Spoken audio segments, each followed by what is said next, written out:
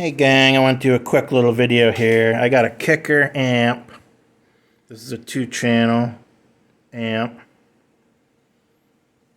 The kicker KX 200.2. It's 200 watt 2-channel amp.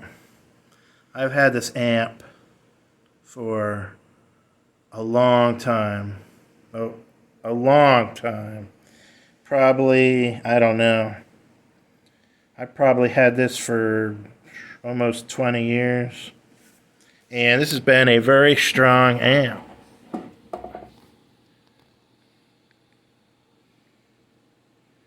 Two-channel. And I built this box out of 3/4 inch plywood. And that's a JbL 12. That 12's only about a year old. I had this set up right here in my truck. Now, I only have a standard cab pickup truck. Now, I built this box, and this is a sealed enclosure. I built this box so that it was shallow enough to put behind the seat, but it's not too much of a squeeze. There's probably an inch behind the magnet and the back wall of that box. So, and then there's 2 inches on each side. So it's not a terrible small box. It sounds good.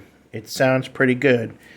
This setup right here, I would say you would want to put this in a trunk. Now, if I had a car, a 4-door car with a trunk, absolutely. I would absolutely run this.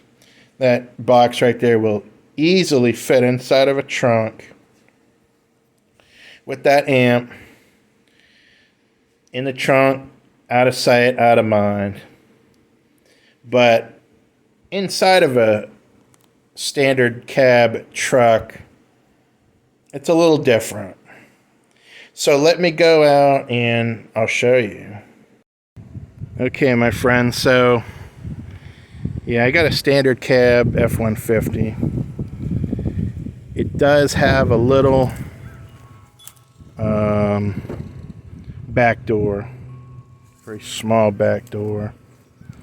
So it does give you some room to recline.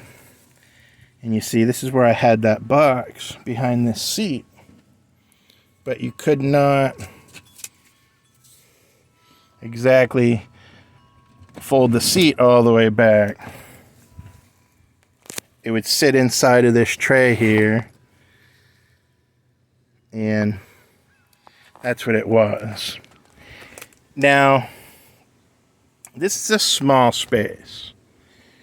And let me tell you what, that 12 was a beast in here. I mean, it was loud.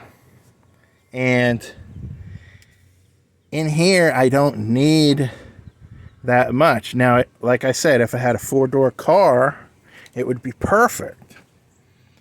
The sound would easily travel out of the trunk through the car. And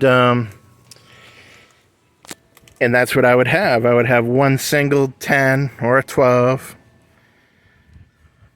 in a box in the trunk. But now we have really small solutions. And look at this. Now, there's a lot of different makers. Infinity makes these. Rockford Fosgate makes these. Probably JbL makes them. Kicker probably makes them. A lot of manufacturers make these active units. And look how small it is. It's no bigger than an amplifier. And it has a 6x8 inside. And that's it. You just hook up the power, the remote, the ground, and your RCAs. It's an active subunit. And it just fits right underneath the seat. Just like that. Isn't that fantastic? And let me tell you what. It sounds good. Now, if you are a bass head, this is not going to be for you. Okay?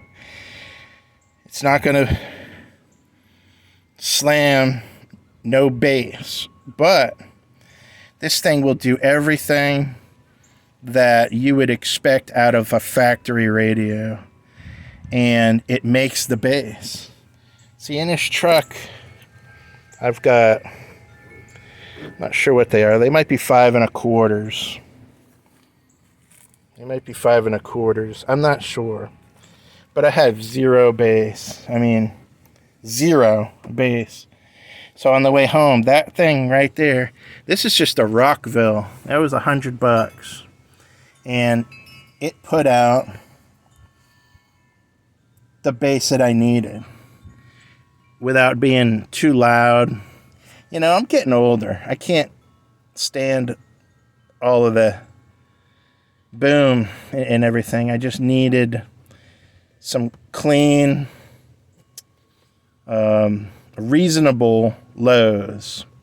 And this little speaker, it does it. It absolutely does it. So this may be something that you want to look into. And that's it, gang. I just wanted to give you an idea here. This type of a setup, really good for the trunk of a car. Puts out a lot of boom. I mean, a lot of bass. You can really feel. Or you can get that active unit that's about the size of this amp right here.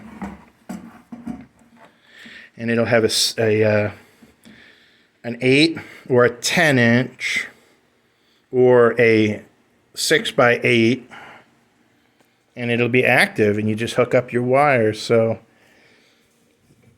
it condenses the stuff. You don't have to have a separate enclosure and amp. It's a active sub, and they sound terrific. That Rockville did the job. So I wanted to do this video here to give you another idea. This is what I've been working on here. The reason why I got into this is because my amp cut out. It stopped working. So I thought that I just fried my amp because, you know, this is an older amp. I thought it just shit the bed, you know. So I looked into that little active sub, and I picked that up. Well, when I hooked that up, it wouldn't work either. So it turns out that it was the fuse holder. I had a bad fuse holder on the power wire. That's what it was. So I needed to swap out the fuse holder. And while I was over at the audio shop, we ran the wires underneath the carpet and cleaned it all up. Now you don't see any wires, and it's terrific. It's really nice. So that's it. That's my video. It went too long, I know. I think I'm gonna post this on Craigslist for $100, which is worth it. That sub I think was 70. That 12-inch was 70. That amp right there is about 200. But I've had that for years, and I don't really see myself getting a car anytime soon. So I think I'm going to just put this on Craigslist for $100.